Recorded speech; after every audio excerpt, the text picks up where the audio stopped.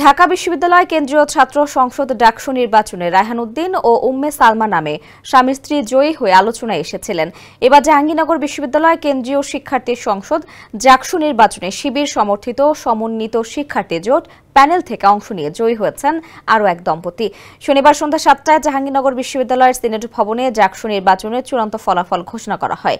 এ সময় কার্যকরী সদস্য পদে হাফেজ তারিকুল ইসলাম ও সহ সমাজসেবা ও মানব সেবা উন্নয়ন সম্পাদক পদে নিগার সুলতানার নাম ঘোষণা করা হলে তাদের অভিনন্দন জানিয়ে নানা স্লোগান দিতে শুরু করেন শিক্ষার্থীরা। জানা গেছে, হাফেজ তারিকুল ইসলাম বিশ্ববিদ্যালয়ের গণিত বিভাগের 49তম ব্যাচের 2019-20 সেশনের মাস্টার্সের শিক্ষার্থী। তিনি বর্তমান জাহাঙ্গীরনগর বিশ্ববিদ্যালয় শাখা শিবিরের সমাজসেবা সম্পাদক।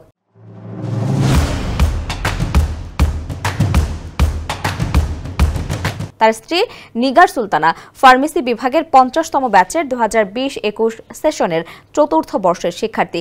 তিনি কোরআন অ্যান্ড কালচারাল স্টাডি ক্লাবের কো-হেড হিসেবে বর্তমানে কর্তব্যরত। ঘোষিত ফলাফলে জানা গেছে, নির্বাচনের সহ সভাপতি ভিপি নির্বাচিত হয়েছেন স্বতন্ত্র শিক্ষার্থী সম্মিলন প্যানেলের আব্দুর রশিদ জিতু, আর সাধারণ সম্পাদক জিএস নির্বাচিত হয়েছেন শিবির সমর্থিত সমন্বিত শিক্ষার্থী জোটের মাঝারুল ইসলাম।